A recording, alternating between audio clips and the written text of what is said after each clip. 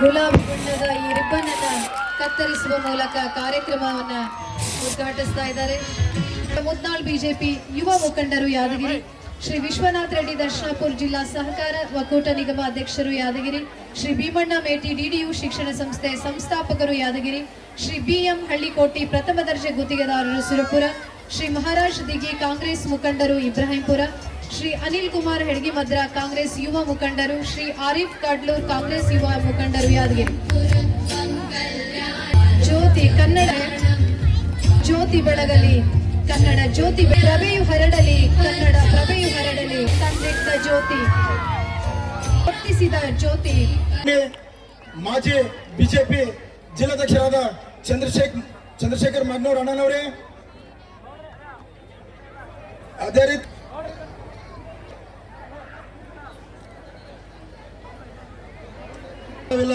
ಈ ಜೀವನವೇ ಈ ಸಮಾಜ ಸೇವೆಗಾಗಿ ಮುಡಿಪಾಗಿಟ್ಟಿರುವ ನಮ್ಮ ಪ್ರೀತಿಯ ಅಕ್ಕನವರಾದ ಕುಮಾರಿ ರಕ್ಷಣೆ ಮಾಡತಕ್ಕಂತ ಒಂದು ಅತ್ಯುತ್ತಮವಾದ ಸಂಘಟನೆ ಕಾರ್ಯಕ್ರಮಕ್ಕೆ ತಾವೆಲ್ಲ ಕೂತಿರ್ತಕ್ಕಂಥದ್ದು ನೋಡಿದ್ರೆ ನಮಗೆಲ್ಲ ಖುಷಿ ಆಗ್ತದೆ. ಈ ಕಾರ್ಯಕ್ರಮ ಯಶಸ್ವಿಯಾಗಲಿ. ನಾನು ಕೂಡ ಈ ಬಾಳು ಬೆಳಗುಂದಿಯವರ ಸಾಂಗ್ಗಳನ್ನ ಹಳ್ಳಿಗಾಡಿನ ಅವರು ಪ್ರಾರಂಭಿಕವಾಗಿ ಒಂದು ಗಾಯನವನ್ನ ಹಾಡಿದ್ರು. ಅವ್ರು ಹೇಳ್ತಾ ಇದ್ರು, ಅವ್ರು ಮಾತಾಡ್ತಾ ಇರ್ಬೇಕಾದ್ರೆ ಭಕ್ತಿ ಗೀತೆಗಳನ್ನು ಕೇಳತಕ್ಕಂತ ಸಮಯ ಈಗ ಹೆಚ್ಚು ಕೇಳ್ತಾ ಇಲ್ಲ, ಕಾಲ ಬದಲಾಗಿದೆ ಅಂತ ಹೇಳ್ತಾ ಇದ್ರು. ಅದು ಮುಂದುವರೆದು ಹೇಳ್ತಾ ಇದ್ರು, ಅದು ಯಾವುದೋ ಒಂದು ಗೀತೆ ಹಾಡಿದ್ರು. ಬಹುತೇಕ ಪ್ರೀತಿ ಮಾಡಿರ್ತಕ್ಕಂಥ ಹುಡುಗಿ ಕೈ ಕೊಟ್ಟು ಹೋದ ಮೇಲೆ ಅದರ ಪರಿಸ್ಥಿತಿ ಏನಾಯ್ತು ಅನ್ನೋದ್ರ ಬಗ್ಗೆ ಬಹಳ ಅದ್ಭುತವಾಗಿ ತಮ್ಮ ಗಾಯನವನ್ನ ಕೊಟ್ಟಿದ್ದಾರೆ. ಬಹುತೇಕ ಪ್ರೀತಿ ಮಾಡಿದವರಿಗೆ ಅದರ ಕಷ್ಟ ಏನಂತ ಗೊತ್ತಿರ್ತದೆ. ಯಾರ್ಯಾರು ಹುಡುಗಿನ ಪ್ರೀತಿ ಮಾಡಿ ಆ ಹುಡುಗಿ ಕೈ ಕೊಟ್ಟು ಹೋದಾಗ ಅದರ ಅನುಭವ ಯಾರಿಗಾಗಿರ್ತದೆ, ಬಹುತೇಕ ಅವರ ಗಾಯನದ ಅರ್ಥ ಅವ್ರಿಗೆ ಹೆಚ್ಚಾಗಿರ್ತದೆ ಅಂತೇಳಿ ನಾನು ಭಾವಿಸಿದ್ದೇನೆ ಅಂತ ಹೇಳಿದ್ರು. ಅವ್ರ ತಂಡ ಎಲ್ಲರೂ ಇಲ್ಲಿದ್ದಾರೆ, ಎಲ್ಲ ಮಗ್ದಂಪೂರು, ನಮ್ಮ ಅಕ್ಕ ಹೇಳ್ತಾ ಇದ್ಲು ಅನ್ಪೂರು. ನಾನು ಕೇಳ್ತಾ ಇದ್ದೆ ಬಹಳತ್ತು, ನಾನು ಅವ್ರ ಜೊತೆ ಮಾತಾಡ್ತಾ ಇದ್ದೆ. ನಾನು ಹಿಂದೆ 2014ರಲ್ಲಿ ಲೋಕಸಭಾ ಚುನಾವಣೆಗೆ ಸ್ಪರ್ಧೆ ಮಾಡಿ ನಾನು ಈ ನಗರದಲ್ಲಿ ಎಲ್ಲ ಓಡಾಡಿದ್ದೆ. ನಾನು ಮಾತಾಡ್ತಾ ಅಕ್ಕವ್ರ ಜೊತೆ ಮಾತಾಡ್ತಾ ಇದ್ದೆ. ಈ ಕಾರ್ಯಕ್ರಮ ಬಹುತೇಕ ನಮ್ಮ ಯಾದಗಿರಿ ಜಿಲ್ಲಾ ಉತ್ಸವ ಕಾರ್ಯಕ್ರಮ ಅಂತೇಳಿ ಈ ಕಾರ್ಯಕ್ರಮದಲ್ಲಿ ಇದು ಪತ್ರದಲ್ಲಿ ಆಮಂತ್ರಣ ಪತ್ರಿಕೆಯಲ್ಲಿ ಹೆಸರನ್ನ ಮುದ್ರಿಸಿದ್ದಾರೆ.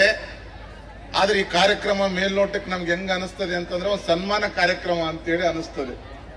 ಎಲ್ಲರನ್ನ ಸುಮಾರು 150 ಜನ ವೇದಿಕೆ ಮೇಲೆ ಇರ್ತಕ್ಕಂಥ ಸುಮಾರು 1.5 ಗಂಟೆಗಳ ಕಾಲ ಏನ್ ಮೇಟಿ ಒಂದು ಸನ್ಮಾನ ಕಾರ್ಯಕ್ರಮ.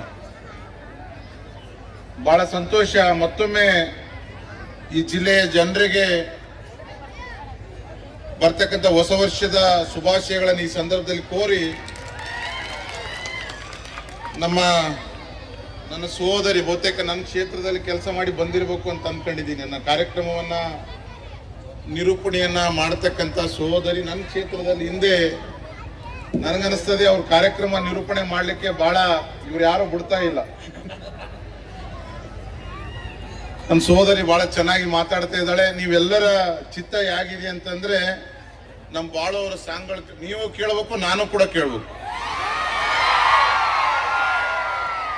ನಾನು ಕೂಡ ಬಾಳು ಅವರ ಜಾನಪದ ಗೀತೆಗಳನ್ನ, ಹಳ್ಳಿಗಾಡಿನ ಗೀತೆಗಳನ್ನ ಕೇಳಲಿಕ್ಕೆ ನನಗೂ ಕೂಡ ಇಚ್ಛೆ ಇದೆ. ನಾನು ಬರ್ತೀನಿ ಅಂತ ಹೇಳಿದ್ದೆ. ಆದ್ರೆ ಬೇಗ ಎಲ್ಲ ವೇದಿಕೆ ಮೇಲೆ ಇರ್ತಕ್ಕಂಥವ್ರಿಗೆ ಸನ್ಮಾನ ಮಾಡಿ ನಿಮ್ಮ ಹಾಗೆ ನಮಗೂ ಕೂಡ ಅವರ ಗೀತೆಗಳನ್ನ ಕೇಳಲಿಕ್ಕೆ ಬೇಗ ಅವಕಾಶ ಮಾಡಿಕೊಡ್ಬೇಕು ಅಂತ ಹೇಳಿ ಕಳಕಳಿ ಇದೆ. ಅಂತಂದ್ರೆ ಈ ಕಾರ್ಯಕ್ರಮ ಮಾಡೋರಿಗೆ ಯಾವ ರೀತಿ ಕಳಕಳಿ ಇದೆ ಅಂತಂದ್ರೆ,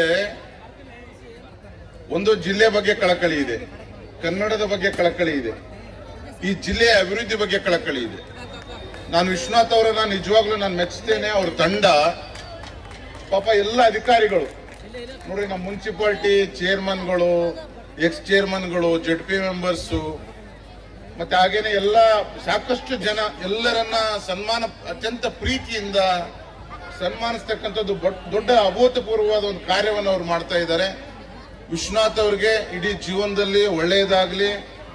ವಿಶ್ವನಾಥ್ ಬರೀ ಜಿಲ್ಲಾಧ್ಯಕ್ಷ ಅಲ್ಲ, ಈ ಕನ್ನಡ ಸಮಿತಿಯ ರಾಜ್ಯಾಧ್ಯಕ್ಷರಾಗುವವರೆಗೂ ಕೂಡ ಬೆಳೀಲಿ ಅಂತಕ್ಕಂಥ ಮಾತನ್ನ ಈ ಕರ್ನಾಟಕಕ್ಕೆ ಮೈಸೂರು ರಾಜ್ಯ ಎಂದು ಕರೆಯಲ್ಪಡ್ತಿತ್ತು. ಮೈಸೂರು ನಮ್ಮ ಹಿರಿಯರು ಪೂರ್ವಜರು ಈ ಮೈಸೂರು ರಾಜ್ಯ ಬೇಡ ಎಂದು ಸತತವಾಗಿ 17 ವರ್ಷಗಳ ಕಾಲ ಹೋರಾಟವನ್ನು ಮಾಡಿದರು. ಪತ್ರಕರ್ತರು, ಹಿರಿಯ ಹೋರಾಟಗಾರರು, ಸಾಹಿತಿಗಳು ಮತ್ತು ರಾಜಕಾರಣಿದವರು ಸತತ 17 ವರ್ಷವನ್ನು ಹೋರಾಟ ಮಾಡಿ 17 ವರ್ಷದ ಫಲ ವಿಶಾಲ ಕರ್ನಾಟಕ ಎಂದು ಘೋಷಣೆವಾಯಿತು 1973ರಲ್ಲಿ.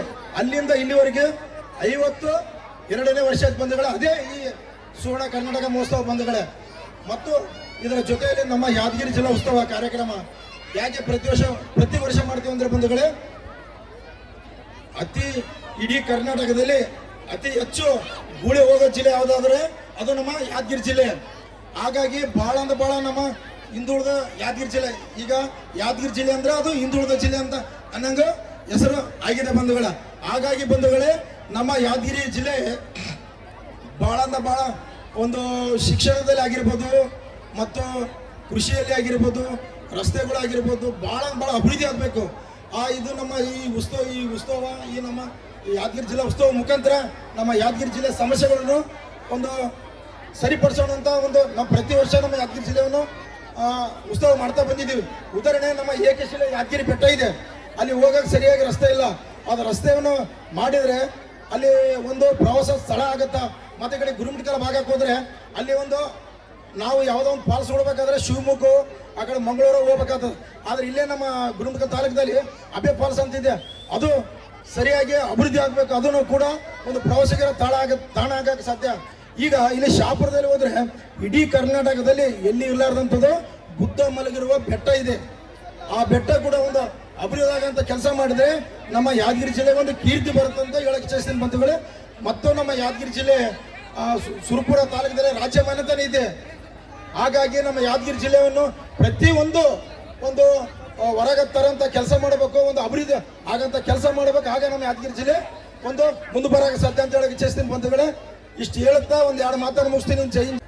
ಪ್ರತಿ ಎಲ್ಲ ಜಿಲ್ಲಾದ ನಾಯಕರಿಗೆ ಮತ್ತೆ ಬೇರೆ ಜಿಲ್ಲಾದ ನಾಯಕರಾಗಲಿ ಅನೇಕ ಸಂಘಟನೆದವರಿಗೆ ಪ್ರೀತಿ ವಿಶ್ವಾಸವನ್ನು ಗೆದ್ದು ನಗರದ ಎಲ್ಲ ಜನರು ಇವತ್ತ ಪ್ರೀತಿ ವಿಶ್ವಾಸ ಗೆದ್ದು ಮತ್ತೆ ಅದೇ ಜಿಲ್ಲಾದಲ್ಲಿ ಇವತ್ತು ವಿಶ್ವನಾಥ ನಾಯಕ್ ಅವರು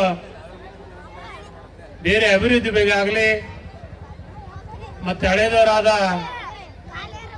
ವಿಜಯಕುಮಾರ್ ಮಕ್ತಮ್ ಅವರವರು ಅನೇಕ ಸರಿ ಈ ಸಂಘಟನೆಯನ್ನು ಕಟ್ಟಿದಾಗಲೇ ಹಿಡಿದು ಇವತ್ತು ಇಲ್ಲಿವರೆಗೆ ಅನೇಕ ವರ್ಷ ಪ್ರತಿ ವರ್ಷ ನಾನು ಕೂಡ ಭಾಗಿಯಾಗಿ ಈ ತಾಯಿ ಕನ್ನಡದ ಒಂದು ಹೋರಾಟವನ್ನು ನೆರವೇರಿಸಿ ಮತ್ತೆ ಅನೇಕ ಇವತ್ತಿಲ್ಲಿ ಬಂದಂತ ಎಲ್ಲ ಇವತ್ತೇನು ಈ ಕಾರ್ಯಕ್ರಮವನ್ನು ಇವತ್ತೇನು ಚಳಿಯಲ್ಲಿ ಕೂಡ ಪ್ರೀತಿ ಸಂಘಟ ಕಾರ್ಯಕ್ರಮವನ್ನು ನೋಡಲು